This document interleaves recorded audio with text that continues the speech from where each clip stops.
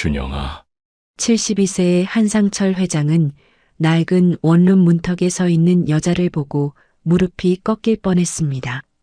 죽은 지 20해가 된 아들의 얼굴이 그대로 살아있었어요. 같은 눈매, 같은 코, 같은 입술의 곡선까지 마치 시간을 거슬러 아들이 여자가 되어 돌아온 것 같았습니다. 심장이 미친 듯이 뛰기 시작했고 손에 들고 있던 월세 계약서가 바닥으로 떨어졌죠. 이 초라한 월세방을 보러 온 젊은 여자가 어떻게 자신의 죽은 아들과 이토록 닮을 수 있을까요? 지금 사연 시작합니다. 새벽 4시 편의점의 형광등 아래서 미래는 도시락 유통기한을 확인하고 있었습니다. 눈꺼풀이 무거웠어요. 어젯밤 배달 알바를 마치고 집에 들어온 게 새벽 1시였는데 2시간도 채 못 자고 다시 나온 거였죠. 손가락 끝이 차가운 냉장고 문을 잡은 채로 순간 정신이 아득해졌습니다. 무릎이 꺾이려는 걸 간신히 버티며 진열대를 붙잡았어요. 미래야, 또 밤새웠구나. 편의점 사장이 카운터 너머로 걱정스러운 눈빛을 보냈습니다. 60이 넘은 사장님은 미래가 고등학생 때부터 알바하는 걸 봐왔어요.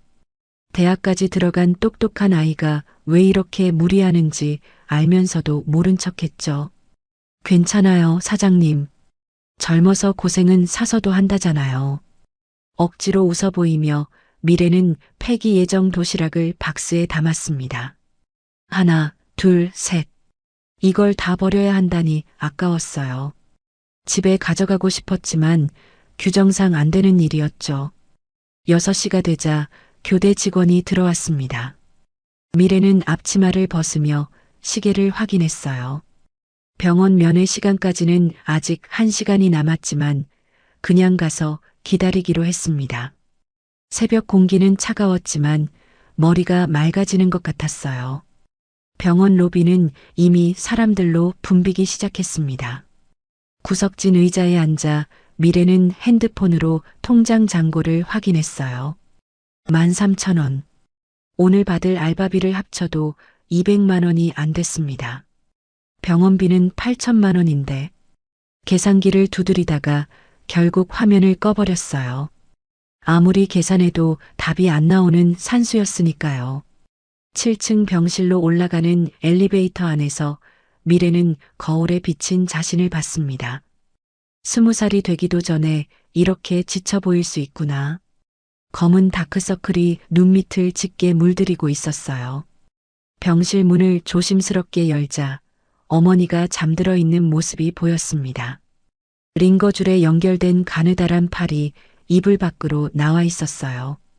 한때는 미래보다 통통했던 어머니가 이제는 종이장처럼 말라 있었죠. 미래는 그 손을 살며시 잡았습니다. 차가웠어요. 준영 씨. 갑작스러운 잠꼬대에 미래가 놀랐습니다. 어머니는 가끔 아버지 이름을 부르곤 했어요. 20해가 지났는데도 여전히 그리워하는 것 같았죠.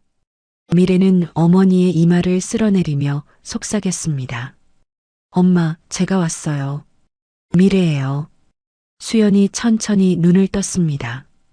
초점 없던 눈동자가 딸의 얼굴을 찾아 맞춰졌어요. 희미한 미소가 입가에 번졌죠. 우리 딸 또 밤샜니? 아니에요. 잘 잤어요. 거짓말이었지만 미래는 밝게 대답했습니다. 주치의가 병실로 들어왔을 때 미래는 어머니의 손을 꼭 잡고 있었습니다. 하얀 가운을 입은 의사는 차트를 넘기며 인상을 찌푸렸어요. 그 표정만 봐도 좋은 소식은 아니라는 걸 알 수 있었죠. 정미래 보호자님, 수술 일정을 더 이상 미루면 위험합니다. 종양이 커지는 속도가 예상보다 빨라요. 미래의 손에 힘이 들어갔습니다. 어머니가 그 손을 살짝 쥐었다 놓으며 괜찮다는 신호를 보냈어요. 하지만 미래는 알고 있었습니다. 어머니도 두려워한다는 걸요. 의사가 나간 후 병실에는 무거운 침묵이 내려앉았습니다. 수연이 먼저 입을 열었어요. 미래야, 엄마 때문에 내 인생 망치지 마. 호스피스로 가도 돼. 그 말에 미래는 고개를 세차게 저었습니다. 눈물이 차올랐지만 꾹 참았어요. 어머니 앞에서 울면 안 됐으니까요. 무슨 소리예요? 수술하면 나을 수 있다는데 왜 포기해요? 수연은 딸의 야윈 얼굴을 쓸어내렸습니다. 한때는 통통하고 밝았던 딸이 이제는 뼈만 앙상하게 남아 있었죠. 자신 때문이라는 걸 알기에 더욱 마음이 아팠어요. 엄마가 미안해서 그래. 내 아버지가 있었다면. 그 말에 수연은 침대 옆 서랍을 열었습니다. 낡은 봉투를 꺼내 미래에게 건넸어요. 노란빛이 도는 편지지가 봉투 안에서 살짝 보였죠. 이게 뭐예요? 내 아버지가 쓴 거야. 태어날 아기에게 쓴 편지. 미래는 떨리는 손으로 편지를 펼쳤습니다. 옅은 잉크로 쓰인 글씨가 눈에 들어왔어요. 우리 아기야, 아빠가 꼭 지켜줄게. 어떤 일이 있어도 행복하게 해줄게. 사랑한다. 편지를 읽는 미래의 눈가가 붉어졌습니다. 한 번도 본 적 없는 아버지의 손길이 종이 위에 남아 있었어요. 20회 전의 약속이 지금도 따뜻하게 느껴졌죠. 아빠는 어떤 사람이었어요? 우리를 알았다면 정말 지켜줬을까요? 수연의 눈빛이 먼 곳을 향했습니다. 기억 속 어딘가를 헤매는 것 같았어요. 입가에 희미한 미소가 번졌다가 사라졌죠. 그럼 내 아버지는 누구보다 용감한 사람이었어. 신분 차이도 주변의 시선도 두려워하지 않았지. 가난한 식당 딸인 나를 진심으로 사랑해줬어. 미래는 어머니의 말에서 그리움과 아픔을 동시에 느꼈습니다. 20회가 지났는데도 여전히 생생한 사랑의 흔적이었어요. 그런 아빠가 왜 우리를 두고 갔어요? 수연은 대답 대신 창밖을 바라봤습니다. 아침 햇살이 병실로 스며들고 있었어요. 그 빛 속에서 과거의 기억들이 아른거리는 것 같았죠. 병원을 나온 미래는 곧바로 카페 알바로 향했습니다. 오후 2시부터 6시까지 그리고 저녁 7시부터는 배달 대행 일을 해야 했어요. 하루를 쪼개고 쪼개도 돈은 늘 부족했죠. 카페 유니폼으로 갈아입으며 미래는 핸드폰을 확인했습니다. 관리사무소에서 온 문자가 3개나 쌓여 있었어요. 월세 6개월 체납, 다음 주까지 해결 안 되면 강제 퇴거. 미래의 손이 떨렸습니다. 집까지 잃으면 정말 끝이었어요. 어머니를 모실 곳도 자신이 쉴 곳도 없어지는 거였죠. 카페 사장이 다가와 급여 봉투를 건넸습니다. 미래야, 이번 달은 여기까지만 해줘. 본사에서 정규직 직원만 쓰라고 해서. 봉투 속 현금은 예상보다 적었습니다. 70만 원. 한 달 내내 일한 대가치고는 너무 초라했어요. 미래는 억울했지만 아무 말도 할 수 없었죠. 비정규직 알바생의 현실이었으니까요. 저녁 11시 배달을 마치고 집으로 돌아온 미래는 현관문에 붙은 빨간 딱지를 보고 멈춰 섰습니다. 최종 경고장. 붉은 글씨가 마치 피처럼 보였어요. 손으로 떼어내려 했지만 단단히 붙어 있었죠. 좁은 원룸 안으로 들어가자 곰팡이 냄새가 코를 찔렀습니다. 보일러가 고장난 지 한 달이 넘었는데 수리할 돈이 없었어요. 차가운 방바닥에 앉아 미래는 라면을 끓이기 시작했습니다. 그런데 가스레인지가 중간에 꺼졌어요. 가스비도 밀렸던 거였죠. 덜 익은 라면을 억지로 삼키며 미래는 아버지의 유품을 꺼냈습니다. 낡은 회중시계, 편지 몇 장, 그리고 작은 가죽 수첩. 시계 뒷면에는 알 수 없는 문양과 영문 이니셜이 새겨져 있었어요. 전당포에 맡기면 100만 원은 받을 수 있을 것 같았지만 차마 그럴 수는 없었죠. 아빠, 도와주세요. 미래는 시계를 가슴에 품고 중얼거렸습니다. 대답 없는 기도였지만 달리 기댈 곳이 없었어요. 눈물이 볼을 타고 흘러내렸죠. 20살 생일이 일주일 앞으로 다가왔는데 축하받기는커녕 모든 걸 잃을 위기였습니다. 핸드폰이 울렸어요. 병원이었습니다. 보호자님, 수술 날짜를 확정하셔야 해요. 더 미루면 정말 위험합니다. 미래는 대답할 수 없었습니다. 8천만 원이라는 돈은 하늘의 별 따기보다 어려웠으니까요. 전화를 끊고 미래는 무릎을 끌어안았어요. 작은 몸이 새우처럼 웅크러들었죠. 창밖으로 보이는 도시의 불빛들이 너무나 멀게만 느껴졌습니다. 3월 15일 아침, 한상철은 운전사에게 차를 멈추라고 지시했습니다. 인천 달동네 입구였어요. 72살의 나이에도 꼿꼿한 자세를 유지하던 상철이 이날만큼은 어깨가 축 처져 있었죠. 오늘은 아들 준영이 세상을 떠난 지 정확히 20회가 되는 날이었습니다. 회장님, 제가 대신 다녀오겠습니다. 비서가 조심스럽게 말했지만 상철은 고개를 저었습니다. 뒷좌석에서 내리며 그는 낡은 수첩을 꺼내 펼쳤어요. 준영이 마지막으로 보낸 편지에 적혀 있던 주소들이 빼곡히 적혀 있었죠. 인천의 작은 마을, 바다가 보이는 언덕, 그리고 따뜻한 사람들. 아들이 그토록 사랑했던 곳이 바로 이 동네 어딘가에 있을 거라 믿었습니다. 매년 이날이면 상철은 이곳을 찾았어요. 처음에는 아들의 흔적을 찾기 위해서였지만 이제는 습관처럼 굳어진 연례 행사가 되었죠. 준영이 왜 그토록 이 동네를 사랑했는지 알고 싶었습니다. 편지에는 늘 이곳 이야기가 가득했거든요. 작은 식당의 된장찌개, 바다 내음이 나는 골목길, 그리고 정이 넘치는 사람들. 아들이 느꼈던 그 온기를 상철도 느껴보고 싶었어요. 관리사무소 직원이 황급히 나와 인사했어요. 한성그룹 회장이 직접 왔다는 소식에 긴장한 기색이 역력했죠. 201호 월세가 6개월째 밀렸다고요? 네, 회장님. 젊은 여자애가 혼자 사는데 형편이 많이 어려운 것 같습니다. 오늘 안에 조치하라고 하셨잖아요. 상철은 천천히 계단을 올랐습니다. 가파른 계단에 숨이 차올랐어요. 가슴을 쓸어내리며 약을 꺼내 먹었죠. 심장이 좋지 않아 늘 약을 가지고 다녔지만 오늘따라 유독 답답했습니다. 좁은 복도를 지나며 상철은 이상한 기분에 사로잡혔어요. 마치 준영이 이 길을 걸었을 것만 같은 착각이 들었죠. 201호 문 앞에 선 상철은 잠시 망설였어요. 매년 이맘때면 이 동네를 찾아왔지만 직접 세입자를 만나는 건 처음이었죠. 문을 두드리는 손이 떨렸습니다. 왜 떨리는지 자신도 알 수 없었어요. 누구세요? 안에서 젊은 여자의 목소리가 들려왔어요.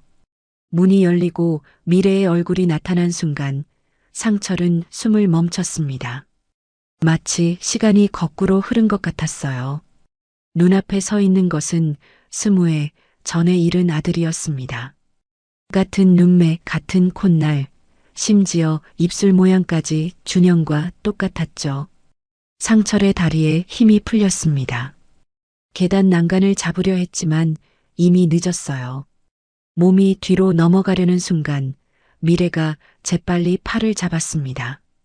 할아버지, 괜찮으세요? 119 불러드릴까요? 미래가 상철을 부축해 복도에 앉혔어요. 떨어뜨린 약봉지를 주워 건네며 물을 가져다 주었죠.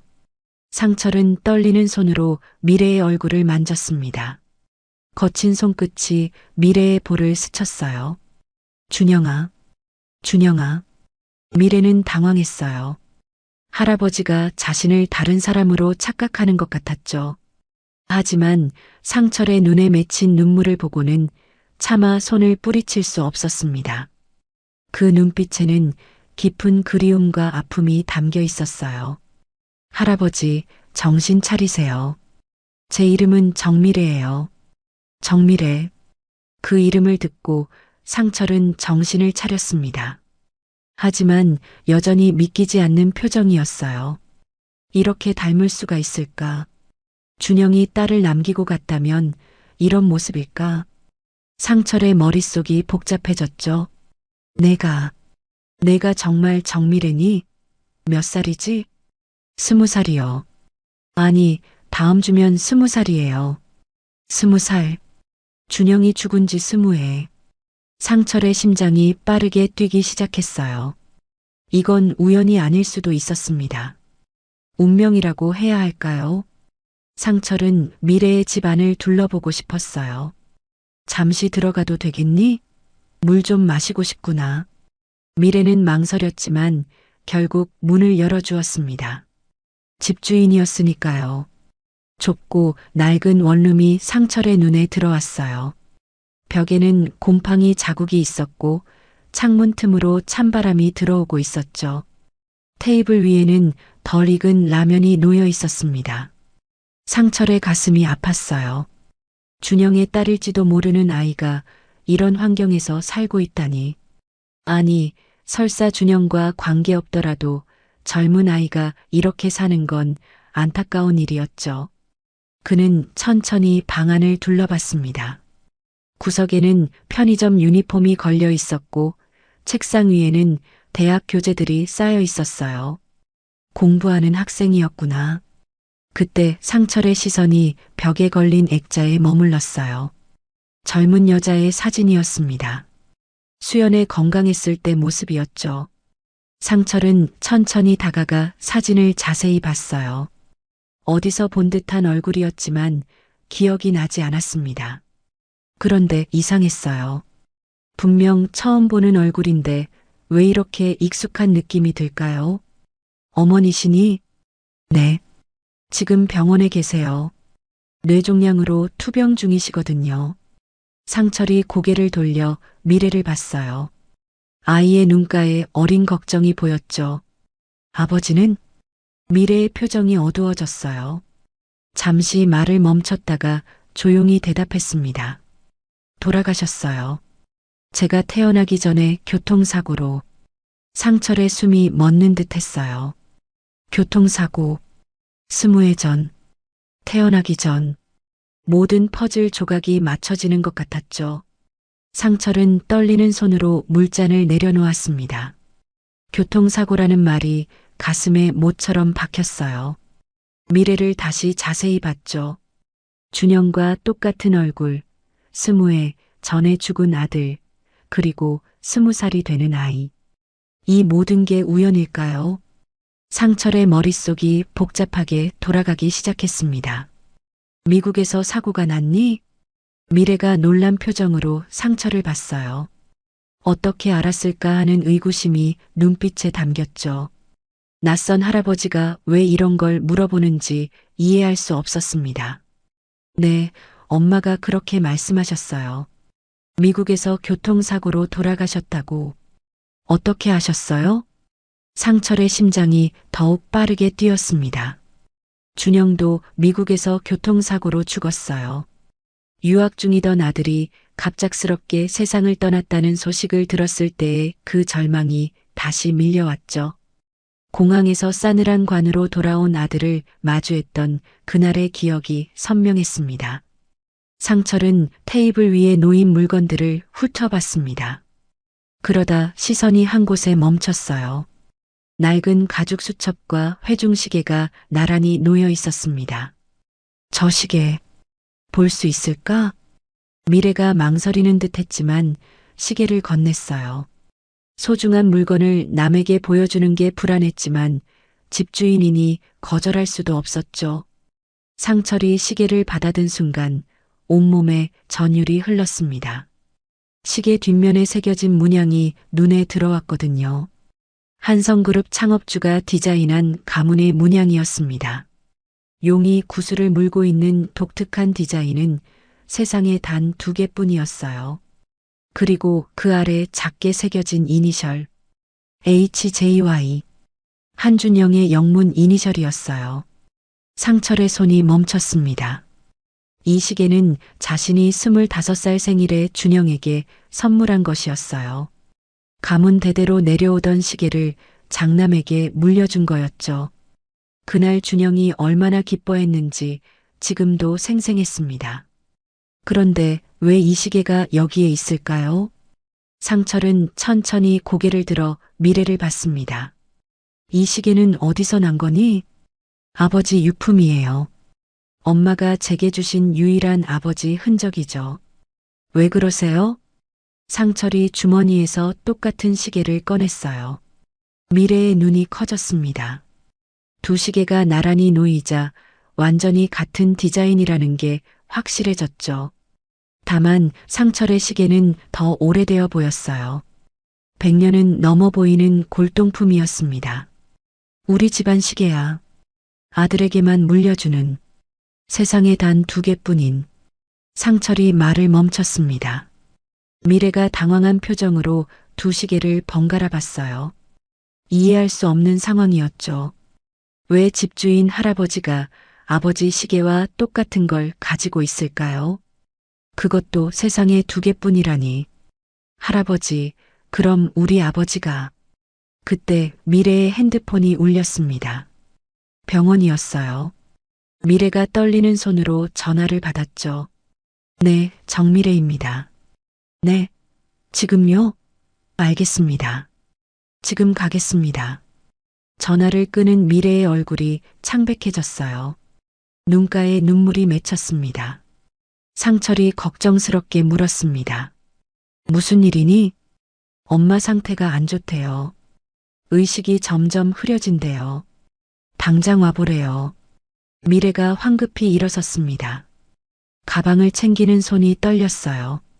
시계를 주머니에 넣으려다 떨어뜨렸고 다시 주워 담았죠. 상철도 따라 일어났습니다. 내가 데려다 주겠다. 차가 있어. 평소 같으면 거절했겠지만 지금은 그럴 여유가 없었어요. 버스를 타면 1시간은 걸릴 텐데 엄마를 못 보고 떠나보낼까봐 두려웠거든요. 미래는 고개를 끄덕이고 밖으로 뛰어나갔습니다. 상철이 뒤따라가며 비서에게 전화했어요. 차를 정문으로 돌려. 병원에 가야겠다. 서둘러. 검은색 제네시스가 골목 입구에서 기다리고 있었습니다. 차 안에서 미래는 불안에 떨고 있었어요. 손을 꼭 쥐고 있는 모습이 안쓰러웠죠. 손톱이 손바닥에 박힐 정도로 세게 쥐고 있었습니다. 상철이 조심스럽게 물었습니다. 어머니가 많이 편찮으신가? 뇌종양이에요. 3기 말기래요. 수술을 해야 하는데. 미래가 말을 잇지 못했어요.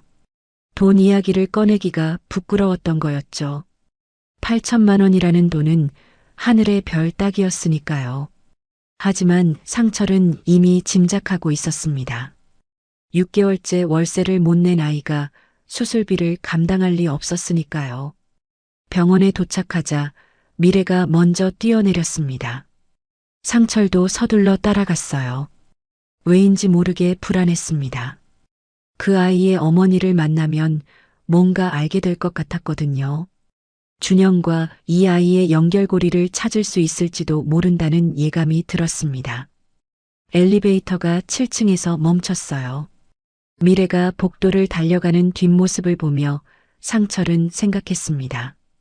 저 아이가 정말 준영의 딸이라면 자신은 지금까지 뭘 하고 있었던 걸까요? 20해 동안 손녀가 이렇게 힘들게 살아왔는데 전혀 몰랐다는 게 가능한 일일까요? 병실 앞에서 의사가 미래를 기다리고 있었습니다. 심각한 표정이었어요. 보호자님, 어머니 의식이 혼미해지셨어요. 수술을 더 이상 미루면 위험합니다. 오늘 내로 결정하셔야 해요. 미래의 다리가 흔들렸습니다. 상철이 재빨리 팔을 잡아 부축했어요. 그 순간 상철은 결심했습니다. 이 아이가 준영의 딸이든 아니든 도와야겠다고. 아니, 도와야만 한다고. 병실 문이 열리고 상철은 수연의 얼굴을 보았습니다. 그리고 그 순간 뭔가 기억 속에서 번쩍이는 게 있었어요. 어디선가 본 듯한 얼굴.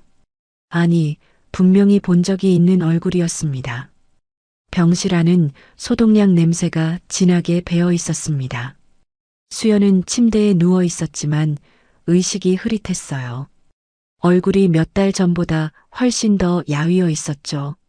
미래가 어머니 손을 잡고 흐느꼈습니다. 엄마, 정신 차려요. 미래예요. 상철은 문가에 서서 수연을 자세히 바라봤어요. 분명 어디선가 본 얼굴이었습니다. 그런데 어디서였을까요?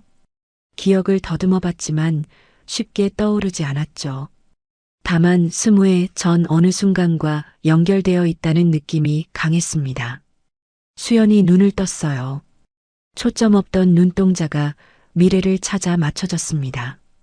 그리고 미래 뒤에 서 있는 상철을 보는 순간 수연의 눈이 크게 떠졌어요. 마치 유령을 본 것처럼 놀란 표정이었죠. 아, 아버님? 그 한마디에 병실안 공기가 얼어붙었습니다. 미래가 놀라서 엄마를 받고 상철은 한 발짝 앞으로 나왔어요. 수연이 자신을 아버님이라고 부른 거였습니다. 왜일까요? 상철의 심장이 쿵쿵 뛰기 시작했어요. 저를 아시나요? 수연이 고개를 돌렸습니다. 아니라고 부인하고 싶은 듯 했지만 이미 늦었어요. 상철은 확신했습니다. 이 여자가 자신을 알고 있다는 것을요. 그리고 준영과 어떤 관계가 있을 거라는 것도요. 엄마, 이 할아버지를 아세요? 미래의 질문에 수연이 입술을 꽉 다물었습니다. 대답하고 싶지 않은 것 같았어요. 하지만 상철은 물러서지 않았죠. 천천히 침대 가까이 다가갔습니다. 당신이 준영이를 아나요? 한준영을요? 수연의 눈에서 눈물이 흘러내렸어요. 그 이름을 듣는 순간 감정이 북받쳐 오른 거였습니다. 20해 동안 가슴에 묻어둔 이름이었으니까요. 미래는 엄마와 상철을 번갈아 보며 혼란스러워했어요. 엄마, 한준영이 누구예요? 왜 울어요? 수연이 떨리는 손을 들어 미래의 볼을 쓰다듬었습니다. 그리고 간신히 입을 열었어요. 미래야, 미안해. 엄마가 너무 늦게 말하는구나. 상철이 주머니에서 회중시계를 꺼냈습니다. 수연의 눈앞에 그것을 보여주자 수연이 또다시 놀란 표정을 지었어요. 준영이 항상 차고 다니던 시계였거든요. 이 시계를 본 적 있으신가요? 수연이 고개를 끄덕였습니다. 더 이상 숨길 수 없다는 걸 알았던 거예요. 힘겹게 말을 이어갔죠. 준영 씨가 항상 차고 다녔어요. 아버님께 받은 거라고 자랑스러워했죠. 상철의 다리에 힘이 풀렸어요. 의자를 찾아 앉았습니다. 준영이 정말로 이 여자를 알았구나. 그것도 시계 이야기까지 할 정도로 가까운 사이였구나. 그렇다면 미래가 준영이 딸입니까? 직접적인 질문이었어요. 수연이 눈을 감았습니다. 20해 동안 지켜온 비밀이 무너지는 순간이었죠. 미래가 엄마 팔을 잡으며 물었어요. 엄마, 무슨 소리예요? 한준영이 누구냐고요? 수연이 딸을 바라봤습니다. 이제는 말해야 할 때가 온 것 같았어요. 더 늦기 전에, 자신이 세상을 떠나기 전에 진실을 알려야 했죠. 미래야, 한준영이 내 아버지야. 미래의 눈이 휘둥그레졌어요. 이해할 수 없다는 표정이었죠. 아버지 이름을 처음 듣는 거였으니까요. 20해 동안 그냥 아빠라고만 불렀는데 이제야 이름을 알게 된 거였습니다. 그리고 이분이 내 친할아버지셔. 상철이 미래를 바라봤어요. 눈가에 눈물이 고였습니다. 정말로 손녀였구나. 준영이 남기고 간 선물이었구나. 20해 동안 이런 보물이 있는 줄도 모르고 살았다니. 상철의 가슴이 미어지는 것 같았어요. 그때 의사가 들어왔습니다. 차트를 보며 심각한 표정을 지었어요. 보호자님, 지금 결정하셔야 합니다. 수술 동의서에 서명하시겠어요? 미래가 고개를 떨궜습니다. 눈물이 뚝뚝 떨어졌어요. 돈이 없어요. 8천만 원을 어떻게 해? 상철이 일어섰습니다. 주머니에서 수표를 꺼냈어요. 그리고 의사에게 건넸죠. 수술비는 제가 내겠습니다. 최고의 의료진으로 부탁합니다. 미래가 놀라서 상처를 봤어요. 처음 만난 할아버지가 왜 이렇게까지 하는지 이해할 수 없었죠. 하지만 상철의 눈빛은 확고했습니다. 넌 내 손녀고 이분은 내 며느리야. 가족을 돕는 건 당연한 일이지. 그 말에 미래가 무너져 내렸어요. 20해 동안 혼자였는데 이제야 가족이 생긴 거였습니다. 상철이 미래를 안아주었어요.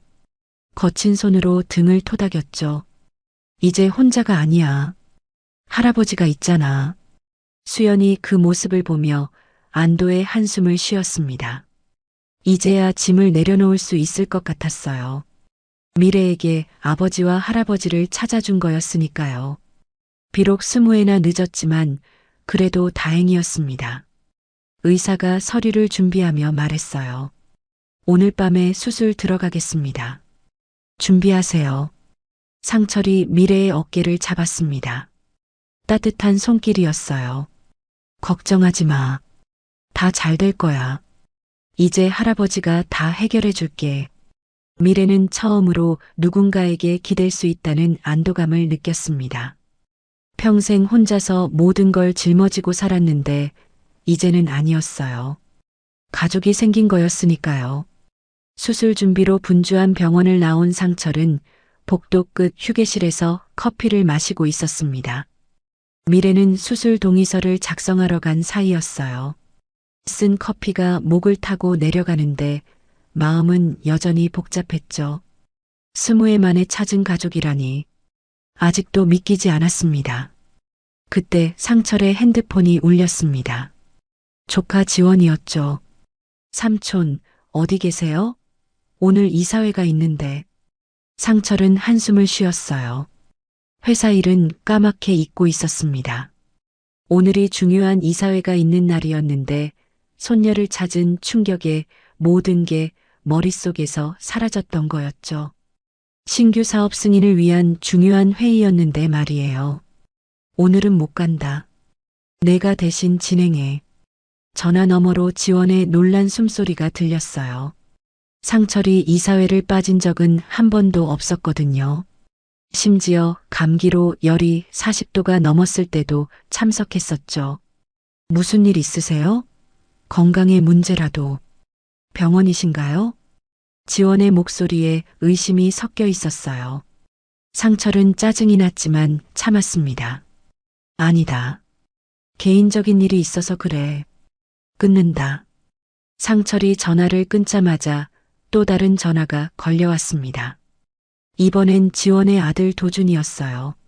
24살의 도준은 대학을 갓 졸업하고 회사에서 일을 배우고 있었죠. 할아버지, 아버지가 걱정하시는데 괜찮으세요? 도준의 목소리는 진심으로 걱정하는 것 같았어요. 지원과 달리 도준은 상철을 진심으로 아끼는 조카 손자였거든요. 어릴 때부터 할아버지를 따랐고 회사보다는 사람을 중요시하는 아이였죠. 상철의 마음이 조금 누그러졌습니다. 도준아, 할아버지가 오늘 중요한 일이 있어서 그래. 무슨 일이신데요? 제가 도와드릴까요? 상철은 잠시 고민했어요. 도준이라면 믿을 수 있을 것 같았습니다. 하지만 아직은 때가 아니었죠. 지원이 알면 분명 방해할 거였으니까요. 회사 지분 문제도 복잡해질 거고요. 나중에 이야기해 주마. 먼저 끊는다. 전화를 끊고 상철은 창밖을 바라봤습니다. 20회 만에 찾은 손녀와 며느리. 하지만 회사 사람들이 알면 큰 파장이 일 거였어요. 특히 후계자 자리를 노리는 지원은 가만히 있지 않을 거였죠. 준영의 지분이 미래에게 상속되면 경영권 구조가 완전히 바뀔 테니까요. 그때 누군가 상철 옆에 앉았습니다. 젊은 남자였어요. 깔끔한 차림새에 부드러운 인상이었죠. 네이비색 정장이 잘 어울리는 단정한 청년이었습니다. 상철은 처음 보는 얼굴이었지만 왠지 낯설지 않았습니다. 안녕하세요. 저는 정밀의 선배 후배입니다. 한도준이라고 해요. 상철이 깜짝 놀랐어요. 도준이 여기 있다니. 그것도 미래를 안다니. 우연이라고 하기엔 너무 이상했죠. 커피잔을 내려놓으며 도준을 자세히 봤습니다. 내가 왜 여기 있니? 도준이 멋쩍게 웃었어요. 사실 아버지 지시로 할아버지를 감시하러 왔다가 미래를 보고 놀란 거였습니다. 학교에서 몇 번 본 적이 있었거든요. 똑똑하고 성실한 선배로 유명했죠. 경영학과 수석이었는데 갑자기 휴학했다는 소문만 들었었어요. 우연히 왔다가 미래 선배를 봤어요. 선배 어머니가 편찮으시다면서요? 상철은 도준을 유심히 봤습니다. 지원의 아들이지만 도준은 아버지와 달랐어요. 순수하고 따뜻한 마음을 가진 아이였죠. 어쩌면 미래에게 좋은 친구가 되어줄 수도 있을 것 같았습니다. 그래. 오늘 수술을 하게 됐다. 도준이 진심으로 걱정하는 표정을 지었어요. 선배가 혼자서 얼마나 힘들었을까요? 학교에서도 알바 때문에 수업도 자주 빠지고 교수님들이 아까워하셨는데 그 말에 상철의 가슴이 아팠습니다. 손녀가 그렇게 힘들게 살았는데 자신은 편하게 살았으니까요. 도준이 조심스럽게 물었어요. 그런데 할아버지는 어떻게 미래 선배를 아세요? 상철이 잠시 망설였습니다. 주변을 둘러보니 사람이 없었어요. 하지만 도준이라면 비밀을 지켜줄 것 같았어요. 어릴 때부터 봐온 아이였고 지원과 달리 욕심이 없는 아이였으니까요. 미래가 내 손녀다. 도준의 눈이 휘둥그레졌어요. 입이 떡 벌어졌죠. 커피를 마시려다 멈췄습니다. 상철이 손녀가 있다는 건 처음 듣는 이야기였으니까요. 손녀라고요? 그럼 준영 삼촌이. 그래. 준영이가 미국에서 결혼을 했더구나. 우리는 전혀 몰랐지만 도준이 놀라움을 감추지 못했어요. 이건 정말 충격적인 소식이었죠. 한성그룹에 숨겨진 상속자가 나타난 거였으니까요. 회사가 발칵 뒤집힐 일이었습니다. 아버지는 아세요? 아직 모른다. 그리고 당분간은 비밀로 해야 해. 상철이 도준을 똑바로 봤어요. 눈빛이 날카로워졌죠. 내 아버지가 알면 미래를 가만두지 않을 거야. 그 아이는 이미 충분히 힘들었어. 20해 동안 아버지 없이 살았고 어머니마저 잃을 뻔했어. 도준이 고개를 끄덕였습니다. 아버지가 얼마나 권력욕이 강한지 잘 알고 있었어요. 후계자 자리를 차지하기 위해 무슨 일이든 할 사람이었죠. 삼촌이 죽은 후로는 더욱 노골적이었고요. 제가 도울 수 있는 일이 있을까요? 상철이 처음으로 미소를 지었어요. 도준이 이런 아이인 줄은 몰랐습니다. 미래의 친구가 되어줘. 그 아이는 또래 친구가 없는 것 같더구나. 늘 일만 하느라. 도준이 진지하게 고개를 끄덕였어요. 선배는 좋은 사람이에요. 학교에서도 후배들 잘 챙기기로 유명했고요. 제가 잘 챙겨드릴게요. 그때 미래가 돌아왔습니다. 서류를 한 아름 들고 있었어요. 도준을 보고 놀란 표정을 지었죠. 도준 선배, 여기서 뭐 하세요? 도준이 일어서며 미소를 지었어요. 우연히 왔다가 들렀어. 어머니 수술 잘 되실 거야. 최고의 의료진이 집도한다고 들었어. 미래가 의아한 표정으로 상철과 도준을 번갈아 봤습니다. 두 사람이 아는 사이라는 걸 눈치챘죠. 게다가 도준이 어떻게 의료진 이야기까지 아는지 이상했어요. 상철이 설명했어요. 도준이는 내 조카 손자다. 내 사촌 동생이 되는 셈이지. 미래가 더욱 놀랐어요. 아침에 할아버지를 만났는데 이제는 사촌 동생까지 생긴 거였습니다. 하루 만에 가족이 늘어나는 기분이 묘했죠. 서류를 내려놓으며 앉았어요. 도준이 미래에게 다가갔어요. 이제부터는 혼자가 아니야. 내가 있잖아. 학교 복학할 때도 도와줄게. 그 따뜻한 말에 미래의 눈시울이 붉어졌습니다. 평생 혼자였는데 이제는 가족들이 하나둘씩 생기고 있었어요. 이게 꿈인지 현실인지 분간이 안 갔죠. 수술실 앞 대기실은 조용했습니다. 미래는 의자에 앉아 두 손을 꼭 쥐고 있었어요. 수연이 수술실에 들어간 지 2시간이 지났는데도 아무 소식이 없었죠. 상철은 미래 옆에 앉아 따뜻한 차를 건넸습니다. 도준도 맞은편에서 조용히 기다리고 있었어요. 괜찮을 거야. 최고 의료진이 집도하고 있으니까. 상철의 위로에도 미래는 불안을 감출 수 없었습니다. 엄마를 잃을지도 모른다는 두려움이 가슴을 짓눌렀어요. 그때 상철의 핸드폰이 울렸습니다. 지원이었죠. 상철은 복도로 나가 전화를 받았어요. 삼촌, 지금 어디 계신지 알았습니다. 병원이시군요. 지원의 목소리에는 의심이 가득했습니다. 누군가를 시켜 조사한 게 분명했어요. 상철이 인상을 찌푸렸습니다. 그래서 이사회에서 난리 났습니다. 회장님이 갑자기 안 오셔서 주주들이 불안해하고 있어요. 신규 사업 승인도 보류됐고요. 상철은 한숨을 쉬었습니다. 회사 일도 중요하지만 지금은 손녀가 우선이었어요. 20회 만에 찾은 가족을 또 잃을 수는 없었죠. 내일 출근한다. 그때까지 내가 알아서 해. 삼촌, 도대체 누구 때문에 병원에? 상철이 전화를 끊어버렸습니다. 지원의 의심이 점점 커지는 게 느껴졌어요. 조만간 미래의 존재를 알게 될 텐데 그 전에 대비책을 세워야 했습니다. 돌아오니 도준이 미래에게 뭔가 보여주고 있었습니다. 학교 사진이었어요. 미래가 경영학과 수석으로 상을 받던 날 찍은 사진이었죠. 이때 선배 정말 멋있었어요. 전체 수석이잖아요. 총장님이 직접 상 주셨던 날이에요. 미래가 쑥스럽게 웃었습니다. 그때가 엊그제 같은데 벌써 1년이 지났어요. 휴학하고 나서는 학교 근처에도 가지 못했죠. 도준이 조심스럽게 물었어요.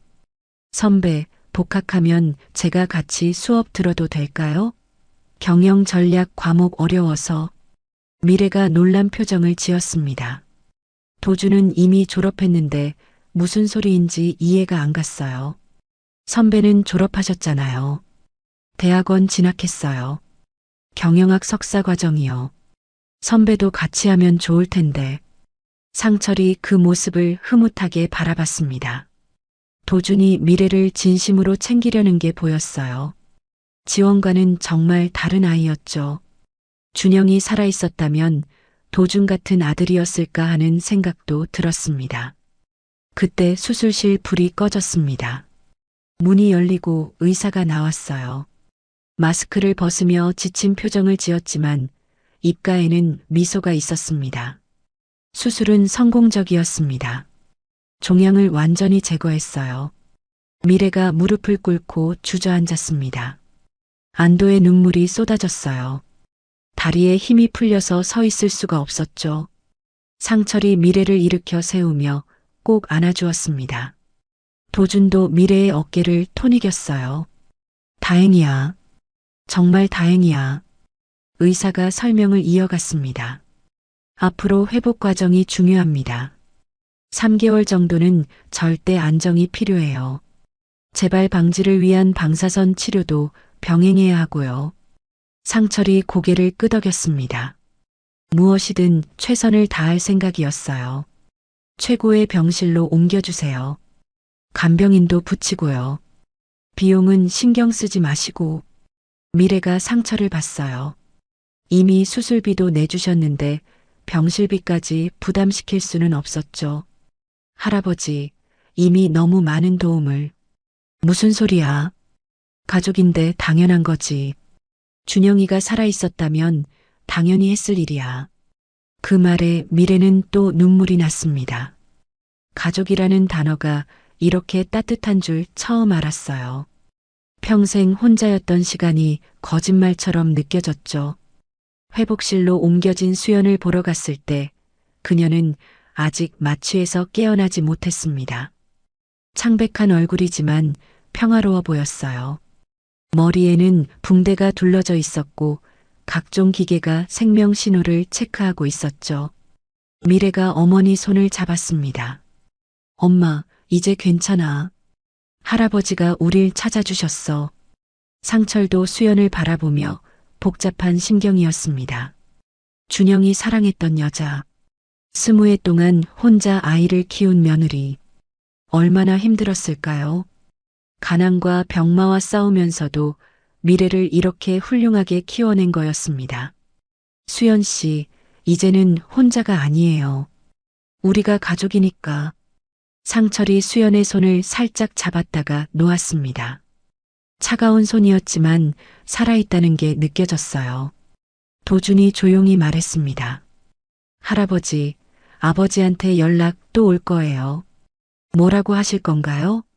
상철이 단호하게 대답했습니다. 시간을 좀 벌어야겠다. 미래가 안정될 때까지는 비밀로 해야 해. 하지만 그들은 몰랐습니다. 지원이 이미 병원에 사람을 보내 조사를 시작했다는 것을요. 그리고 미래의 정체를 곧 알아낼 거라는 것도요.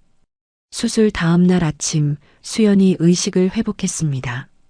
미래는 밤새 병실을 지키고 있었어요. 의자에 앉아 꾸벅꾸벅 졸다가 어머니의 미세한 움직임에 벌떡 일어났죠. 어머니가 눈을 뜨는 순간 미래는 그 손을 꼭 잡았습니다. 엄마, 정신 들어요? 저예요, 미래예요.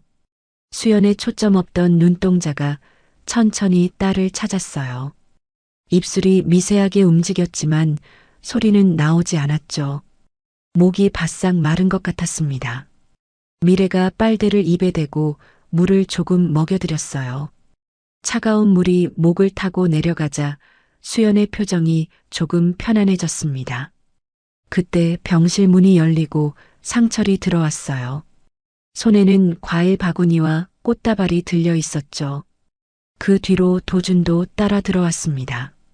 수연이 상철을 보는 순간 눈가에 눈물이 고였습니다. 떨리는 손을 들어 올리려 했지만 힘이 없었어요. 붕대를 감은 머리가 무거워서 고개도 제대로 돌리지 못했죠. 상철이 다가가 그 손을 살며시 잡았습니다. 수연 씨, 이제 괜찮아요. 수술도 잘 됐고 회복만 하면 됩니다. 수연이 간신히 입을 열었어요. 목소리가 갈라져 나왔지만 분명히 들렸습니다. 아버님, 준영 씨가 보고 싶어요. 꿈에서 봤어요. 그 말에 상철의 눈시울이 붉어졌어요. 준영을 그리워하는 며느리의 마음이 고스란히 전해졌거든요. 20해가 지났는데도 여전히 남편을 그리워하고 있었던 거였습니다. 마취에서 깨어나자마자 남편을 찾는 모습이 너무나 애잔했어요. 준영이도 하늘에서 당신을 지켜보고 있을 거예요. 미래를 이렇게 잘 키워줘서 고맙습니다. 수연이 고개를 살짝 저었어요. 미안하다는 표정이었죠. 눈물이 베개를 적셨습니다. 아버님께 연락을 했어야 했는데 겁이 났어요. 혹시 미래를 빼앗길까봐.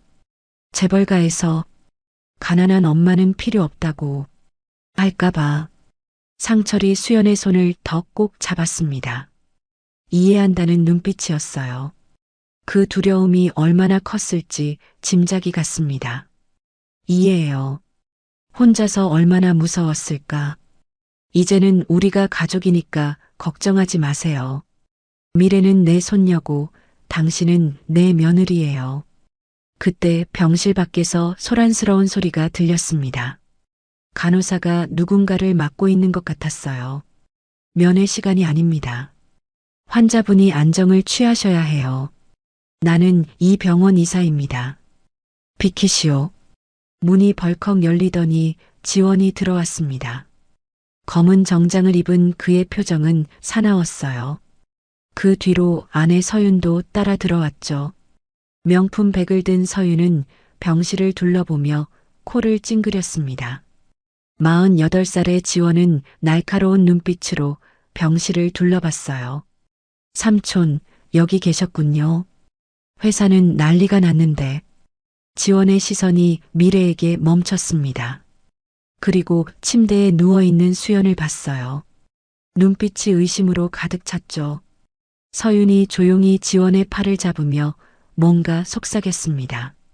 여보, 저의 얼굴 좀 봐요. 지원이 미래를 더 자세히 관찰했습니다. 순간 그의 눈이 커졌어요. 누구신가요? 삼촌이 왜 여기 계시죠? 지원의 목소리에는 추궁하는 듯한 어조가 담겨 있었습니다. 상철이 일어섰어요. 표정이 굳어졌죠. 지원아, 나가서 이야기하자. 하지만 지원은 움직이지 않았습니다. 오히려 미래를 더 자세히 살펴봤어요. 그 얼굴을 보는 순간 지원의 입가에 냉소가 번졌습니다. 이 아가씨, 준영이 형을 닮았네요. 특히 그 눈매가 똑같아요. 그 한마디에 병실 공기가 얼어붙었습니다. 도준이 아버지를 말리려 했지만 소용없었어요. 지원은 이미 모든 걸 파악한 것 같았죠. 아버지, 환자분이 계세요. 조용히. 설마, 준영이 형 딸입니까? 상철이 한숨을 쉬었어요.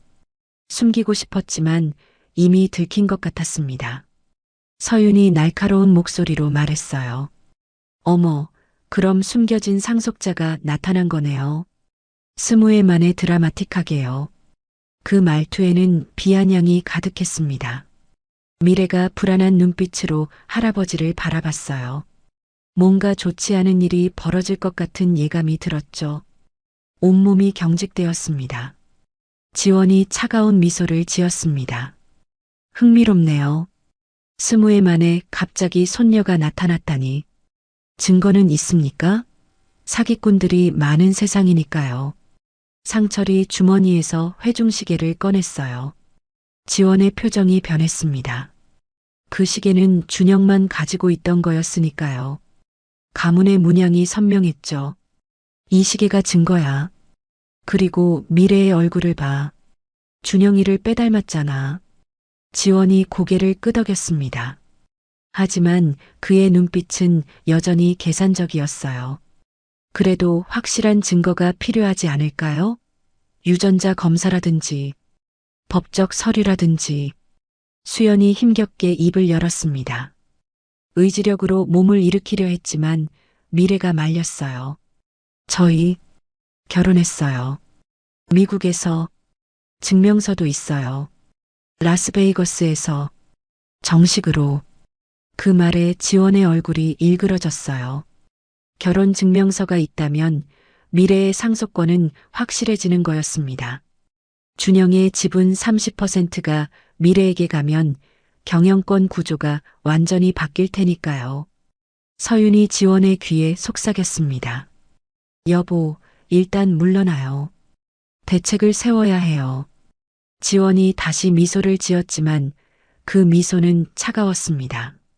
축하드립니다, 삼촌. 손녀를 찾으셨네요. 하지만 회사 일은 별개죠. 내일 긴급 이사회를 소집하겠습니다. 주주들에게 알려야 하니까요. 지원이 돌아서며 마지막으로 미래를 쏘아봤어요. 아가씨, 앞으로 조심하세요. 재벌가 상속자가 되는 건 쉬운 일이 아니거든요. 많은 사람들이 당신을 노릴 거예요. 그 말에는 명백한 협박이 담겨 있었습니다. 지원과 서윤이 나간 후 병실에는 무거운 침묵이 흘렀어요. 도준이 미안한 표정으로 말했습니다. 할아버지, 아버지가 분명 뭔가 꾸밀 거예요. 변호사들을 동원해서라도. 상철이 고개를 끄덕였습니다. 전쟁이 시작된 거였어요. 미래를 지키기 위한 싸움이 본격적으로 시작되는 순간이었죠. 다음 날 아침 한성그룹 본사 회의실은 팽팽한 긴장감으로 가득했습니다. 긴급 이사회가 열린 거였어요. 상철이 회의실로 들어서자 이미 자리에 앉아있던 이사들이 수군거리기 시작했습니다. 지원은 회의실 앞쪽에 서서 프레젠테이션을 준비하고 있었죠. 서윤도 옆에서 서류를 정리하며 음험한 미소를 짓고 있었어요.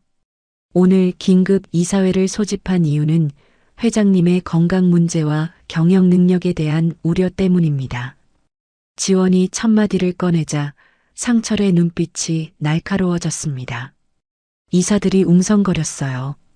70대 고령의 회장이 갑자기 이상한 행동을 한다는 소문이 이미 퍼져 있었던 거였죠. 어제 회장님은 중요한 이사회를 무단 결석하시고 신원불명의 여성을 위해 거액을 지출하셨습니다. 서윤이 병원 영수증을 화면에 띄웠어요. 8천만 원이라는 금액이 크게 보였습니다. 이사들의 표정이 심각해졌죠. 한 이사가 손을 들고 질문했습니다.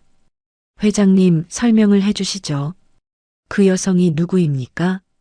상철이 일어섰습니다. 당당한 자세였지만 마음은 복잡했어요. 아직 준비가 덜 됐는데 지원이 선제 공격을 한 거였죠. 내 손녀입니다. 준영이 딸이에요. 회의실이 술렁였습니다. 죽은 지 20회가 된 준영에게 딸이 있었다니. 믿기 어려운 이야기였죠. 지원이 비웃듯이 말했어요. 증거는요? 갑자기 나타난 여자아이가 손녀라니 너무 황당하지 않습니까? 상철이 회중시계를 꺼내 보였습니다. 하지만 지원은 이미 준비가 되어 있었어요. 시계 하나로는 부족합니다. 요즘 같은 시대에 유전자 검사가 필수죠. 그때 서윤이 서류 하나를 꺼냈습니다. 위조된 유전자 검사서였어요. 지원이 그것을 받아들며 큰 소리로 읽었습니다. 어제 제가 독자적으로 조사한 결과입니다. 정밀의 양과 회장님은 혈연 관계가 아닙니다. 상철이 충격을 받았어요. 그럴 리 없었습니다. 미래는 분명 준영의 딸이 맞았어요. 얼굴만 봐도 알 수 있었는데. 하지만 이사들은 서류를 더 신뢰하는 눈치였죠. 이건 조작입니다. 제대로 된 검사를 하지 않았어요. 상철이 항변했지만 분위기는 이미 지원 쪽으로 기울고 있었습니다. 한 이사가 일어섰어요. 지원과 가까운 사람이었죠. 회장님의 판단력이 흐려진 것 같습니다. 나이가 드시니 아들에 대한 그리움 때문에 착각하신 거 아닐까요? 다른 이사들도 고개를 끄덕였습니다. 상철의 입장이 궁지에 몰렸어요. 그때 회의실 문이 열렸습니다. 도준이 뛰어들어왔어요. 손에는 서류 봉투가 들려 있었죠. 잠깐만요. 제가 가져온 자료를 보셔야 합니다. 지원이 아들을 노려봤습니다. 눈빛에 분노가 담겨 있었어요. 도준아, 여긴 내가 올 자리가 아니야. 하지만 도준은 물러서지 않았습니다. 봉투에서 서류를 꺼냈어요. 미국에서 공증받은 결혼 증명서였습니다. 수연이 병실에서 말한 그 서류를 도준이 밤새 수소문해서 찾아낸 거였죠. 한준영 씨와 김수연 씨의 정식 결혼 증명서입니다. 2004년 라스베이거스에서 결혼했고 미래 양은 그들의 적법한 자녀입니다. 이사들이 서류를 돌려봤어요. 미국 정부의 공식 도장이 찍혀 있었습니다.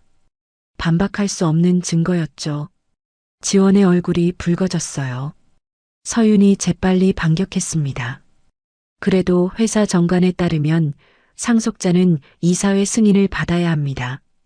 갑자기 나타난 상속자를 인정할 수 없어요. 분위기가 다시 긴장되었습니다. 이사들이 서로 눈치를 보기 시작했어요. 그때 상철의 핸드폰이 울렸습니다. 병원이었어요. 회장님, 큰일 났습니다. 정미래 씨가 쓰러졌어요. 상철의 얼굴이 창백해졌습니다. 미래에게 무슨 일이 생긴 거였어요. 도준도 놀란 표정을 지었죠. 뭐라고요? 왜 쓰러졌습니까? 누군가 음식에 약을 탔던 것 같아요. 경찰을 부른 상태입니다. 상철이 벌떡 일어났어요. 지원을 노려보며 낮은 목소리로 말했습니다. 내 짓이지? 지원이 어깨를 으쓱했어요. 모르는 일이라는 표정이었지만 입꼬리에는 미소가 번지고 있었죠. 저는 여기 있었잖아요. 무슨 일인지 모르겠네요. 상철이 회의실을 나가려는데 지원이 마지막으로 한마디 던졌습니다. 회장님, 오늘 이사회에서 경영권에 대한 투표를 할 겁니다. 안 계셔도 진행할 테니 알아두세요. 상철은 대답 없이 뛰어나갔습니다. 도준이 따라 나가며 아버지를 돌아봤어요. 실망스러운 눈빛이었죠. 지원은 아들의 시선을 피했습니다. 병원으로 가는 차 안에서 상철은 두려움에 떨었어요. 20회 만에 찾은 손녀를 또 잃을 수는 없었습니다. 도준이 조심스럽게 말했어요. 할아버지, 아버지가 점점 도를 넘고 있어요. 이제는 범죄까지. 상철이 주먹을 꽉 쥐었습니다. 지원과의 전쟁이 본격화된 거였어요. 하지만 먼저 미래부터 살려야 했습니다. 차는 병원을 향해 전속력으로 달렸어요. 운전사도 상황의 심각성을 알고 신호를 무시하며 달렸죠. 병원에 도착했을 때 응급실은 이미 아수라장이었습니다. 경찰들이 있었고 의료진이 분주하게 움직이고 있었어요. 수연이 휠체어에 앉아 울고 있었습니다. 미래야, 우리 미래. 상철이 의사를 붙잡고 물었어요. 내 손녀는 어떻게 됐습니까? 의사가 심각한 표정으로 대답했습니다. 다행히 생명에는 지장이 없습니다. 하지만 독극물이 검출됐어요. 누군가 고의로. 상철의 분노가 폭발할 것 같았습니다. 지원이 여기까지 한 거였어요. 이제는 정말 전쟁이었습니다. 응급실 침대에 누워있는 미래는 창백한 얼굴로 산소 마스크를 쓰고 있었습니다. 의식은 있었지만 몸을 제대로 가누지 못했어요. 상철이 손녀의 손을 잡자 미래가 힘겹게 눈을 떴습니다. 눈가에 눈물이 고여 있었죠. 할아버지, 죄송해요. 제가 조심했어야 했는데. 상철의 가슴이 미어졌습니다. 피해자가 오히려 미안해하고 있었어요. 이 모든 게 지원의 짓인데도 말이죠. 도준이 미래의 다른 손을 잡으며 위로했습니다. 선배 잘못이 아니에요. 누가 이럴 줄 알았겠어요. 경찰이 다가와 상황을 설명했어요. 젊은 형사였는데 표정이 심각했습니다. 병원 식당 직원 한 명이 돈을 받고 음식에 약물을 탔다고 자백했습니다. 하지만 배우는 밝히지 않고 있어요. 상철이 주먹을 꽉 쥐었습니다. 증거가 없으면 지원을 잡을 수 없었어요. 그때 상철의 핸드폰이 울렸습니다. 회사 전무였죠. 회장님, 큰일 났습니다. 이사회에서 회장님 회의만이 통과됐어요. 상철이 충격을 받았습니다. 자신이 없는 사이에 투표를 진행한 거였어요. 70년 동안 지켜온 회사에서 쫓겨나게 생겼습니다. 전무가 떨리는 목소리로 계속 말했어요. 지원 부회장이 임시 회장으로 선출됐습니다. 그리고 뭐요? 정밀의 양의 상속권을 인정하지 않기로 결의했습니다. 유전자 검사 결과를 근거로요. 상철이 휴대폰을 떨어뜨릴 뻔했습니다. 모든 게 한순간에 무너져 내리는 것 같았어요. 회장직도 잃고 손녀의 상속권도 빼앗긴 거였습니다. 도준이 할아버지의 표정을 보고 물었어요. 무슨 일이세요? 상철이 힘없이 의자에 주저앉았습니다. 어깨가 축 처졌어요. 72년 인생에서 이렇게 무력감을 느낀 적은 없었죠. 이사회에서 날 해임했어. 그리고 미래의 상속권도 부정했고, 미래가 놀라서 몸을 일으키려 했지만 어지러워서 다시 누웠습니다. 수연이 휠체어를 타고 들어왔어요. 아직 수술 회복 중이라 몸이 불편했지만 딸이 걱정되어 온 거였죠. 아버님, 이게 무슨... 그때 병실 문이 벌컥 열렸습니다. 지원과 서윤이 들어왔어요. 뒤로는 경호원들이 따라왔죠. 지원의 얼굴에는 승리의 미소가 번지고 있었습니다. 삼촌, 아니, 이제는 한상철 씨라고 불러야겠네요. 상철이 일어서서 지원을 노려봤습니다. 분노로 온몸이 떨렸어요. 내가 미래에게 독약을 먹인 거지? 지원이 어깨를 으쓱했어요. 증거 있어요? 함부로 모함하면 명예훼손으로 고소할 수도 있는데. 서윤이 서류를 꺼내 상철 앞에 던졌습니다. 퇴거 명령서였어요. 이제 회장도 아니시니 회사 소유 주택에서 나가셔야죠. 일주일 드릴게요. 상철의 집까지 빼앗으려는 거였습니다. 미래가 울음을 터뜨렸어요. 자신 때문에 할아버지가 모든 걸 잃었다는 죄책감이 밀려왔죠. 할아버지, 다 제 잘못이에요. 제가 나타나지 않았으면. 상철이 미래의 머리를 쓰다듬었습니다. 따뜻한 손길이었어요. 아니야. 널 만난 건 내 인생 최고의 선물이야. 지원이 비웃듯이 말했어요. 감동적이네요. 하지만 현실은 냉혹하죠. 이제 당신들은 아무것도 아니에요. 도준이 아버지를 막아섰습니다. 눈빛이 단호했어요. 아버지, 이건 너무하세요. 할아버지는 평생 회사를 위해 헌신하셨어요. 지원이 아들을 차갑게 바라봤습니다. 넌 누구 편이니? 혈육도 구분 못하는 거야? 도준이 고개를 저었어요. 전 진실의 편입니다. 미래 선배는 진짜 준영 삼촌 딸이 맞아요. 그 말에 지원의 얼굴이 불그락푸르락했습니다. 아들마저 자신을 배신하는 것 같았어요. 서윤이 도준의 팔을 잡아 끌었습니다. 도준아, 정신 차려. 우리가 가족이야.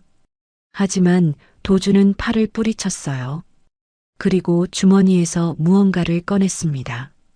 작은 녹음기였어요. 아버지가 병원 직원에게 돈을 주며 지시하는 걸 녹음했습니다. 모두가 충격에 빠졌습니다. 지원의 얼굴이 하얗게 질렸어요. 자신의 아들이 자기를 배신할 줄은 몰랐던 거였죠. 내가 내 친아버지를. 도준의 눈에서 눈물이 흘렀습니다. 하지만 목소리는 단호했어요. 아버지가 먼저 선을 넘으셨어요.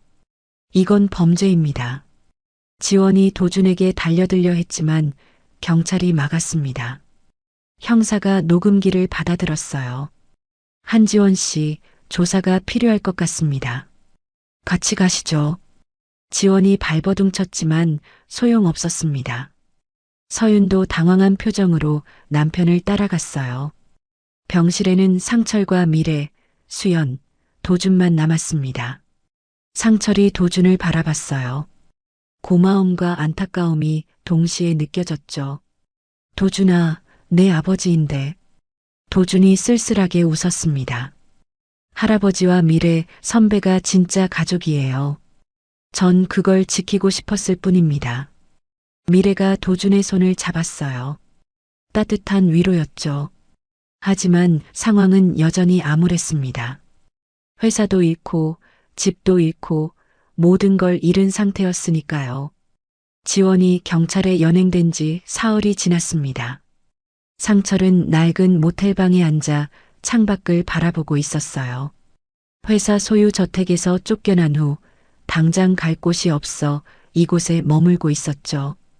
평생 부유하게 살았던 그에게는 낯선 경험이었습니다. 곰팡이 냄새가 나는 벽지를 보며 미래가 살았던 원룸이 떠올랐어요. 그때는 이해하지 못했던 가난의 무게를 이제야 실감하고 있었죠. 침대 시트에는 누런 얼룩이 있었고 욕실 수도꼭지에서는 녹물이 나왔습니다. 하루 숙박비 3만 원짜리 모텔이 이제 그의 유일한 거처였어요. 통장에 남은 돈은 200만 원이 전부였습니다.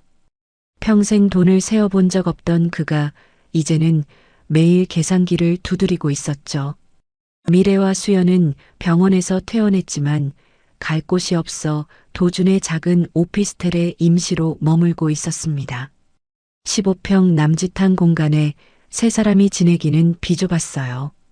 상철은 손녀에게 짐이 되고 싶지 않아 따로 지내고 있었죠. 핸드폰이 울렸습니다. 도준이었어요. 할아버지, 어디 계세요? 미래 선배가 할아버지 찾고 있어요. 아침도 안 드셨다면서요. 상철은 한숨을 쉬었습니다. 모든 걸 잃은 자신의 모습을 손녀에게 보이고 싶지 않았어요. 72년 인생에서 처음 느끼는 무력감과 좌절감이 그를 짓누르고 있었죠. 회장이었을 때는 하루에도 수십 명이 찾아왔는데 이제는 아무도 연락하지 않았습니다. 괜찮다고 전해. 곧 연락할게. 전화를 끊고 상철은 탁자 위에 놓인 서류를 봤습니다. 변호사가 보낸 거였어요. 이사회 해임 결정에 대한 무효 소송을 제기할 수 있다는 내용이었지만 승소 가능성은 20%도 안 된다고 적혀 있었습니다. 지원이 이미 이사들을 포섭했으니까요. 그때 누군가 문을 두드렸습니다. 약한 노크 소리였어요. 문을 열자 미래가 서 있었습니다. 손에는 김밥 한 줄과 커피가 들려 있었고 눈가가 붓도록 울었던 흔적이 있었죠. 상철이 놀라서 물었습니다. 어떻게 여길 알았니? 도준 오빠가 알려줬어요. 할아버지, 왜 혼자 계세요? 같이 있으면 안 돼요? 미래가 좁은 방 안으로 들어왔습니다. 초라한 모텔방을 둘러보며 눈물이 또 날 것 같았어요. 자신 때문에 할아버지가 이런 곳에 있다는 게 가슴 아팠죠. 벽에 걸린 거울은 금이 가 있었고 창문 밖으로는 쓰레기통이 보였습니다. 할아버지, 제가 미국으로 가서 증거를 찾아올게요. 상철이 고개를 저었습니다. 하지만 미래의 눈빛은 단호했어요. 아빠가 남긴 게 분명 더 있을 거예요. 일기라든지 편지라든지. 그걸 찾으면 진실을 밝힐 수 있어요. 상철이 미래의 손을 잡았습니다. 차가운 손이었어요. 이 어린아이가 얼마나 큰 부담을 지고 있는지 알 수 있었죠. 미래야, 이제 그만해도 돼. 할아버지는 괜찮아. 아니에요. 전 아빠의 딸이 맞는데 왜 거짓말쟁이 취급을 받아야 해요? 20해 동안 아빠 얼굴도 모르고 살았는데. 미래의 목소리에 분노가 섞여 있었습니다. 20해 동안 아버지 없이 살았는데 이제 와서 아버지의 존재마저 부정당하는 게 억울했어요. 그때 상철의 핸드폰이 또 울렸습니다. 국제전화였어요. 모르는 번호였죠. 한상철 회장님이시죠? 미국 로스앤젤레스에서 연락드립니다. 영어로 말하는 남자 목소리였습니다. 상철이 귀를 기울였어요. 저는 준영 씨의 대학 친구 마이클 존슨입니다. 준영이 저에게 맡긴 물건이 있어요. 상철의 눈이 커졌습니다. 준영이 뭔가를 남겼다니. 미래도 전화 소리를 듣고 숨을 죽였어요. 할아버지의 표정이 달라지는 걸 봤거든요. 무엇입니까? 비디오 테이프예요. 결혼식 영상과 함께 유언 같은 걸 녹화한 거예요. 20회이 되면 아버님께 전달하라고 했었는데 이제야 연락처를 찾았네요. 한국 뉴스에서 당신 이야기를 봤어요. 상철과 미래가 서로를 바라봤습니다. 희망이 보이는 순간이었어요. 준영이 남긴 증거가 있었던 거였죠. 아버지가 딸을 위해 무언가를 준비했던 거였어요. 보내주실 수 있습니까? 직접 가져가시는 게 좋을 것 같아요. 법적 효력을 위해서는 공증도 필요하고요. 그리고 준영이 은행 금고에 더 많은 자료를 보관했다고 했어요. 미래가 상철의 팔을 잡았습니다. 눈빛이 반짝였어요. 할아버지, 제가 다녀올게요. 하지만 비행기표를 살 돈도 없는 상황이었습니다. 상철의 계좌는 동결됐고 미래는 원래부터 가진 게 없었죠. 왕복 항공료만 300만 원이 넘었어요. 그때 문이 벌컥 열리고 도준이 들어왔어요. 숨을 헐떡이며 말했습니다. 큰일 났어요. 아버지가 보석으로 나왔어요. 5천만 원 보석금으로. 상철과 미래의 얼굴이 굳었습니다. 지원이 풀려났다니. 도준이 계속 말했어요. 엄마가 최고 변호사팀을 꾸렸대요.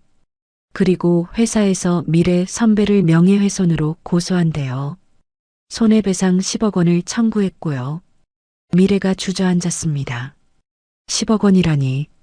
끝이 없는 싸움이었어요. 아무리 발버둥 쳐도 권력과 돈 앞에서는 무력했죠. 상철이 주먹을 꽉 쥐었습니다. 더는 못 참겠어. 내가 직접 맞서겠다.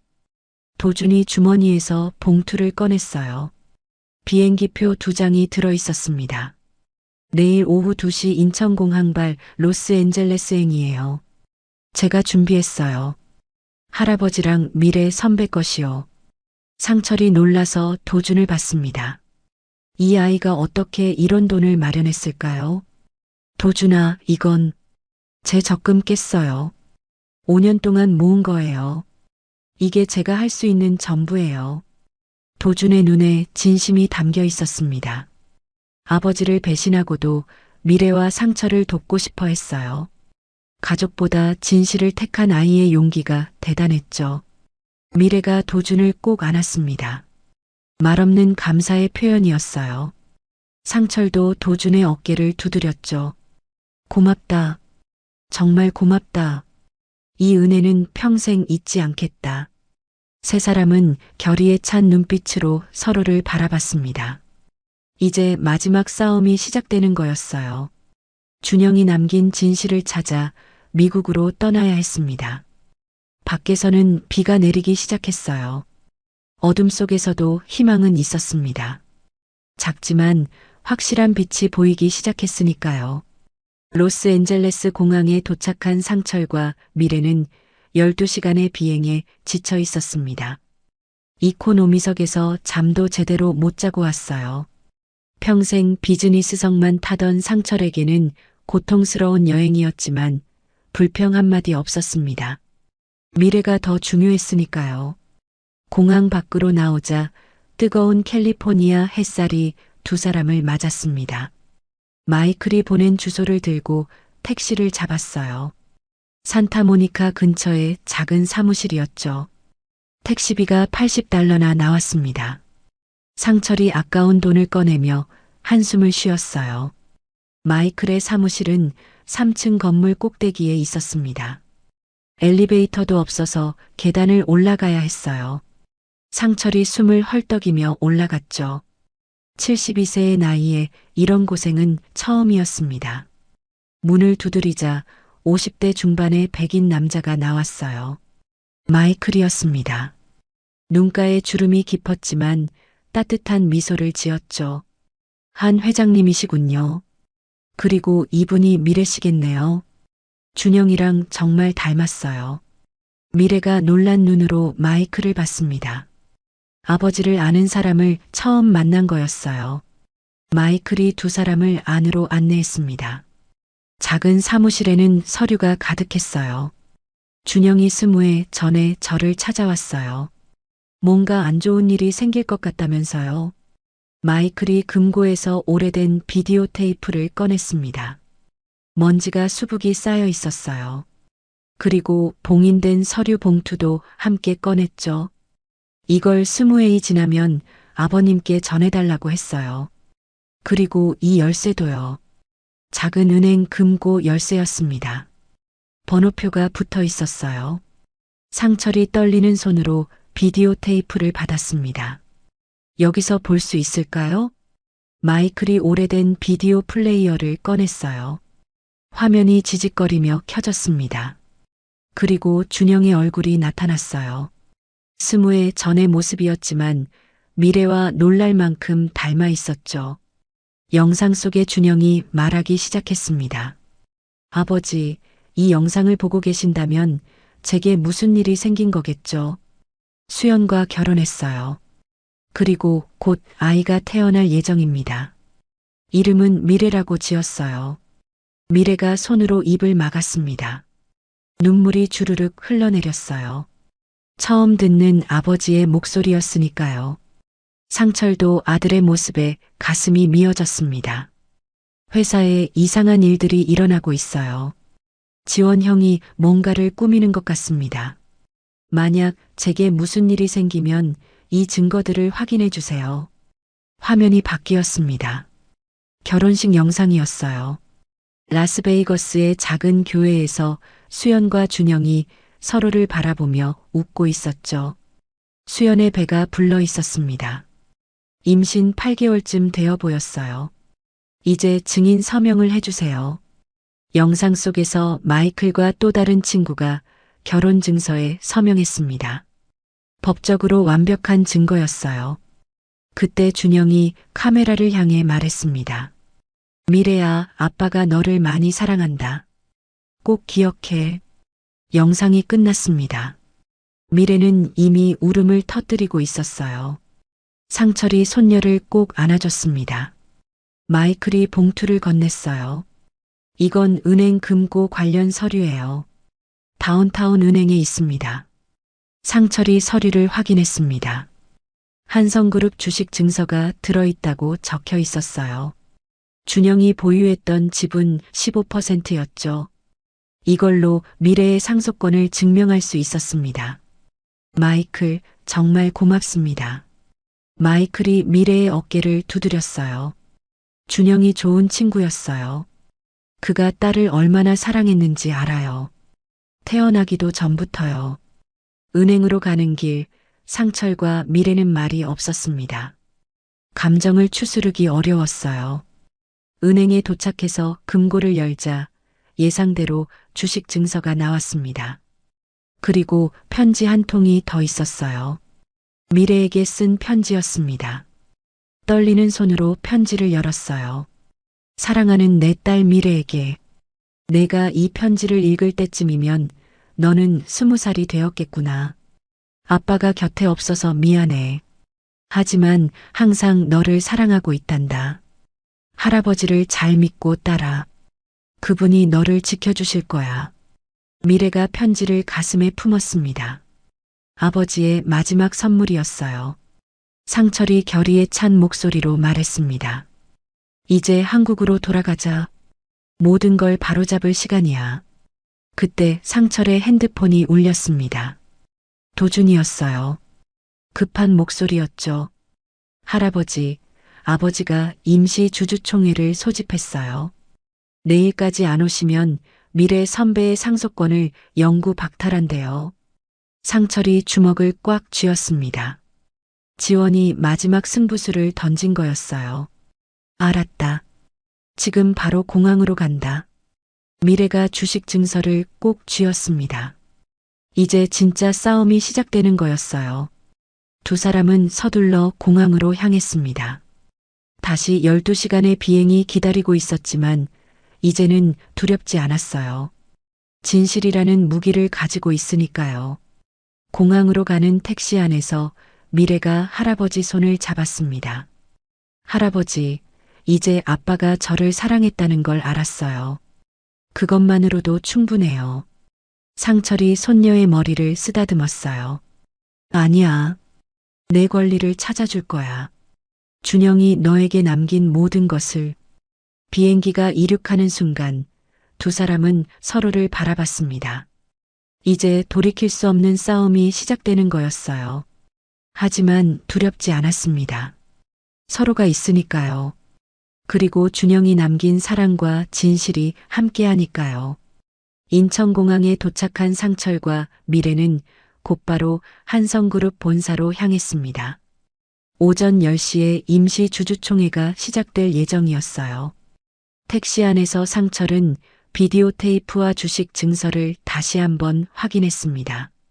미래는 아버지의 편지를 가슴에 품고 있었죠.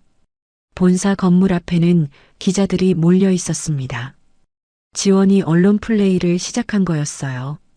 한 기자가 상철을 알아보고 달려왔습니다. 한상철 전 회장님, 오늘 주주총회에서 승산이 있습니까? 상철은 대답 없이 건물로 들어갔습니다. 미래가 따라오려 하자 경비원이 막았어요. 신분증을 보여주세요. 관계자만 출입 가능합니다. 그때 도준이 뛰어왔습니다. 얼굴이 상기되어 있었어요. 할아버지, 미래 선배, 제가 안내할게요. 대회의실로 들어서자 이미 주주들이 자리를 채우고 있었습니다. 지원이 단상에 서 있었고 서윤이 옆에서 서류를 정리하고 있었어요. 지원의 얼굴에는 승리의 미소가 번져 있었죠. 오, 삼촌이 오셨네요. 그런데 너무 늦으신 것 아닙니까? 지원이 마이크를 잡고 주주들에게 말했습니다. 오늘 안건은 간단합니다. 정미래 씨의 상속권 인정 여부입니다. 이미 유전자 검사 결과는 나왔고요. 그때 상철이 손을 들었어요. 잠시만요. 저희가 가져온 증거를 먼저 보여드리겠습니다. 상철이 비디오 테이프를 꺼냈습니다. 회의실 스크린에 준영의 영상이 나타났어요. 주주들이 술렁이기 시작했죠. 스무의 전 준영의 목소리가 회의실에 울려 퍼졌습니다. 아버지, 이 영상을 보고 계신다면 제게 무슨 일이 생긴 거겠죠? 지원의 얼굴이 창백해졌습니다. 이런 증거가 있을 줄은 몰랐던 거였어요. 결혼식 영상이 나오자 주주들이 더욱 집중했습니다. 수연과 준영의 행복한 모습, 그리고 증인들의 서명까지 완벽했어요. 미래가 일어나서 주식 증서를 들어보였습니다. 이건 아버지가 제 이름으로 남긴 주식 15%입니다.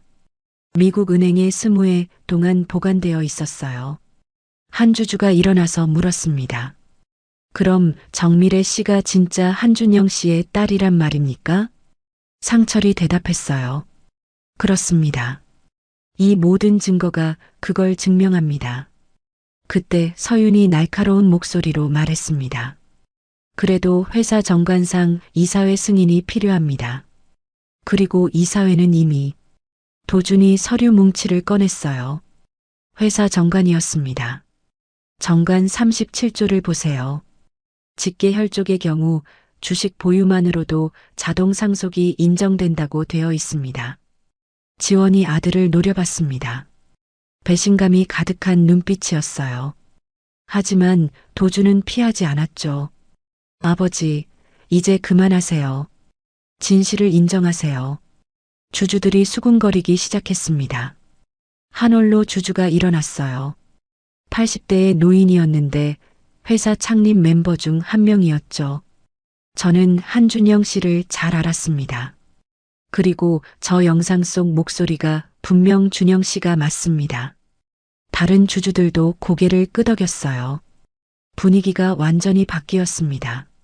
지원이 주먹을 떨며 소리쳤어요. 이건 조작일 수도 있어요.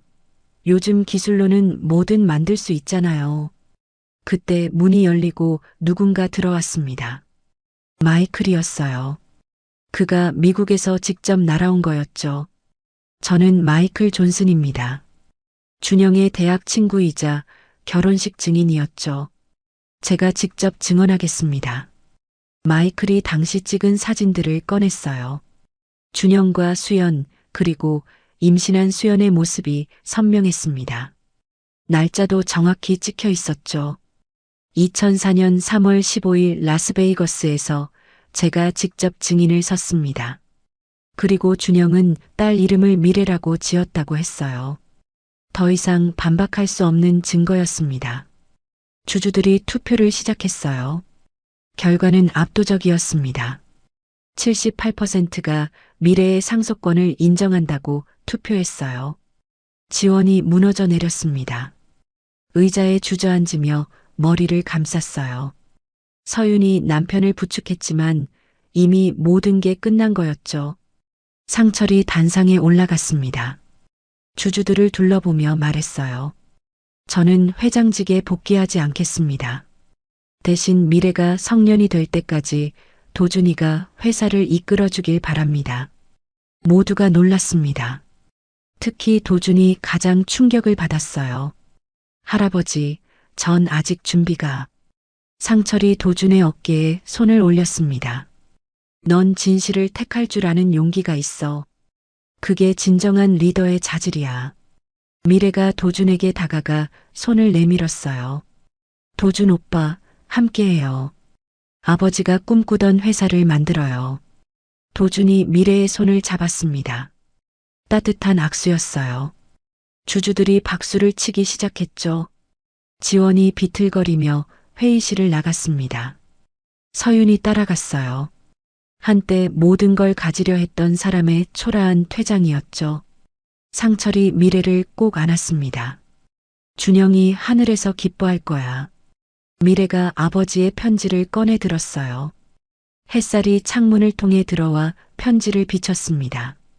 마치 준영이 축복하는 것 같았어요. 아빠, 저 이제 괜찮아요. 할아버지와 도준 오빠가 있으니까요. 새로운 시작이었습니다. 진실이 승리한 순간이었고 사랑이 증오를 이긴 순간이었어요. 한성그룹은 이제 새로운 역사를 쓰게 될 거였습니다. 6개월이 지났습니다. 한성그룹 본사 최고층 회장실에서 도준이 서류를 검토하고 있었어요. 25살의 나이에 임시대표가 된 그는 놀라운 변화를 이끌어내고 있었습니다. 회사 주가는 30%나 올랐고 직원들의 사기도 높아졌어요. 미래는 대학에 복학했습니다. 경영학과 대신 사회복지학을 전공하기로 했어요. 아버지처럼 따뜻한 사람이 되고 싶었거든요. 오늘은 토요일이라 회사에 들러 도준을 돕고 있었죠. 오빠, 할아버지가 오신대요. 엄마랑 같이요. 도준이 고개를 들었습니다. 미래의 얼굴에는 행복한 미소가 번져 있었어요. 6개월 전과는 완전히 다른 모습이었죠. 이제는 당당한 한성그룹의 상속자였으니까요. 회장실 문이 열리고 상철과 수연이 들어왔습니다. 수연은 휠체어를 벗어나 목발을 짚고 걷고 있었어요. 재활치료가 효과를 보인 거였죠. 상철도 얼굴에 생기가 돌았습니다. 손녀를 찾은 후로 10년은 젊어진 것 같았어요. 도준아, 회사 운영은 어떠니? 도준이 보고서를 보여드렸어요. 이번 분기 영업이익이 20% 늘었습니다. 미래 선배가 제안한 사회공헌 프로그램 덕분이에요. 미래가 쑥스럽게 웃었습니다. 아빠 이름으로 장학재단을 만든 것뿐이에요. 한준영 장학재단으로 매년 100명의 학생들을 지원하기로 했어요. 상철이 손녀의 머리를 쓰다듬었습니다. 준영이 살아있었다면 정말 자랑스러워했을 거예요. 그때 비서가 들어왔습니다. 도준 대표님, 한지원 전 부회장이 면회를 요청하셨습니다. 모두가 놀랐어요. 지원이 찾아온 거였습니다. 도준이 잠시 고민하다가 고개를 끄덕였어요. 들어오시라고 하세요. 지원이 들어왔습니다. 6개월 전에 거만한 모습은 온데간데 없었어요. 머리는 반백이 되었고 어깨는 축 처져 있었죠. 그의 뒤로 서윤도 들어왔는데 역시 초췌한 모습이었습니다. 도준아. 지원이 아들을 바라봤습니다. 눈에 눈물이 고여 있었어요. 아빠가 잘못했다. 욕심에 눈이 멀어서 가족을 배신했어. 도준이 아버지를 바라봤습니다. 여전히 아버지였지만 용서하기는 어려웠어요. 하지만 미래가 도준의 손을 살짝 잡았습니다. 용서하라는 무언의 신호였죠. 아버지, 시간이 필요해요. 하지만 언젠가는 지원이 고개를 끄덕였습니다. 그것만으로도 고맙다. 그리고 미래 양, 정말 미안해요. 당신 아버지는 좋은 사람이었어요. 내가 질투했을 뿐이에요. 미래가 조용히 대답했습니다. 과거는 과거예요. 이제 앞만 보고 살아요. 상철이 지원에게 다가갔습니다. 조카를 바라보는 눈빛에 연민이 담겨 있었어요. 지원아, 넌 능력이 있어. 다시 시작해. 작은 회사라도 차려서 정직하게 살아. 지원이 깊이 고개를 숙였습니다. 감사합니다, 삼촌. 그동안 죄송했습니다. 지원과 서윤이 나간 후 회장실에는 잠시 침묵이 흘렀습니다. 그때 수연이 말했어요. 준영이 하늘에서 기뻐할 거예요. 가족이 다시 하나가 됐으니까요. 상철이 창밖을 바라봤습니다. 맑은 하늘에 구름이 평화롭게 떠 있었어요. 그중 하나가 준영의 얼굴처럼 보였습니다.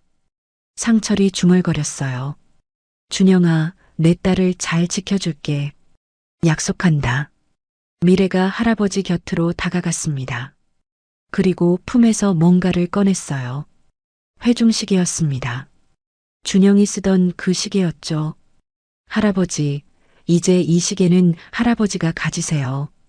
저는 아빠가 제 마음속에 있다는 걸 아니까요. 상철이 시계를 받아들었습니다. 시계는 여전히 정확한 시간을 가리키고 있었어요. 오후 3시, 새로운 시작을 알리는 시간이었죠. 도준이 일어서며 말했습니다. 이제 회의 시간이에요. 신규 프로젝트 검토가 있거든요. 미래가 밝게 웃었어요. 저도 참석할게요. 이제 저도 이사니까요. 네 사람이 회의실로 향했습니다. 복도를 걸으며 미래는 벽에 걸린 준영의 사진을 봤어요. 새로 걸린 사진이었는데 환하게 웃고 있는 젊은 시절의 아버지였습니다. 아빠, 보고 계시죠? 전 이제 행복해요. 그때 창문으로 햇살이 들어왔습니다. 따뜻한 봄날의 햇살이었어요. 마치 준영이 대답하는 것 같았죠. 미래는 가족과 함께 회의실로 들어갔습니다. 회의실에는 이미 임원들이 모여 있었어요. 모두가 미래를 따뜻하게 맞이했습니다. 이제 그녀는 누구도 부정할 수 없는 한성그룹의 상속자였으니까요. 도준이 회의를 시작했습니다. 오늘 논의할 안건은 한준영 기념 병원 설립건입니다. 미래의 눈이 반짝였어요. 아버지의 이름을 딴 병원이라니. 가난한 사람들을 무료로 치료하는 병원을 만들 계획이었죠. 상철이 미소를 지으며 생각했습니다. 한 남자가 홀로 찾아와 도움을 청했던 그날, 그것이 이 모든 이야기의 시작이었어요. 낯선 방문자는 잃어버린 가족을 되찾게 해주었고 차가웠던 집안의 따뜻함을 가져다 주었습니다. 창밖으로 벚꽃이 흩날리고 있었어요. 새로운 계절의 시작이었습니다. 그리고 한성그룹에도 이 가족에게도 새로운 시작이었어요. 미래는 아버지가 남긴 편지의 마지막 구절을 떠올렸습니다. 사랑하는 내 딸아, 언제나 행복하기를. 그리고 이제 정말로 행복했습니다. 지금까지 한 가족의 드라마 같은 이야기를 들어주셔서 감사합니다. 이 가족에게 하고 싶은 이야기가 있거나 응원을 해주고 싶다면 댓글 달아주세요. 그럼 오늘도 건강한 하루 되시고 다음에도 좋은 이야기로 찾아오겠습니다. 인생은 드라마였습니다.